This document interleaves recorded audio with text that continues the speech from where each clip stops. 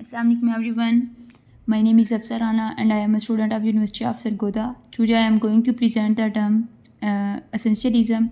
Essentialism is a belief that people or group have fixed natural and unchanging qualities based on race, culture, authenticity or gender. In simple words, it means believing that all people from a particular group are basically the same. For example, saying all Asians are good at math or all Africans have the same cultural or example of essentialist thinking. Definition of essentialism. Essentialism believes that human identity is fixed and cannot easily change. Culture and behavior are inherited naturally. A group shares one common essence or identity. Differences within group are ignored. This thinking often leads to stereotype, discrimination, and oversimplification of culture. Now I will discuss historical background of essentialism. In 19th century, that is colonial period, during colonialism, European colonizer used essentialist ideas to classify people into superior and inferior races. Colonizer claims that some races were naturally civilized while others were backward. These beliefs were used to justify colonial rule, racism, slavery, and cultural domination. The second is mid-20th century, that is the rise of post-colonial thought. After colonization ended, many writers and scholars criticized essentialism. They argue that identity is not fixed but shaped by history, society, language, migration, and personal experiences. This period introduced the idea of hybridity, meaning identities are mixed and constantly changing. Now I will discuss the thinkers who criticized essentialism. First one is Frantz Fanon. In 1925 to 1961, Frantz Fanon was a psychiatrist, philosopher, and post-colonial writer. His main idea is criticized racial essentialism. He believed colonialism damaged the mind and identities of colonized people.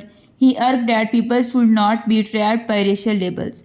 His famous work is Black Skin, White Mask. In this book, Fanon explained how colonized people often feel pressure to imitate European culture in order to gain acceptance. Contribution. Fanon believed identity is shaped by society and experiences, not by race alone. The second one is Edward Said, 1935 to 2003. Edward Said was a literary critic and cultural theorist. His main idea, he criticized the Western stereotype of the East. He explained how Europeans portrayed Eastern societies as weak, exotic, and uncivilized. His famous work is Orientalism. In his book, Said argued that Western writing created false image of Eastern culture. He shows that culture are complex and cannot be reduced to simple stereotype. Third one is Stuart Hall, 1932 to 2014. Stuart Hall was a cultural theorist and sociologist. His main idea, he believed identity is fluid and always changing. Identity developed through culture, media, history, and migration. He reduced fixed cultural categories.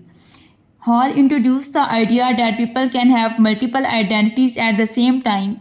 For example, a person can be African, British, modern, traditional, and global all together.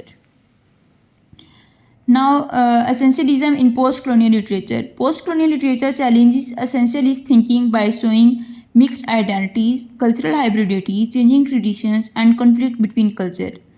Writer explains that identity is never simple or fixed. For example, Things Fall Apart by Chinua Achebe and The Season of Migration to the North. These works shows identity as dynamic and evolving.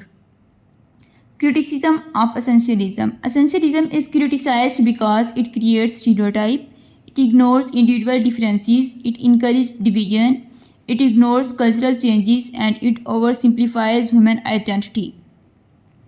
To conclude this, essentialism is the belief that identity and culture are fixed and unchanging. However, post-colonial thinkers argue that identity is fluid, mixed, and constantly evolving.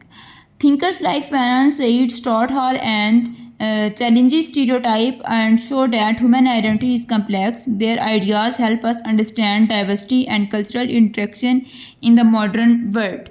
Thank you so much.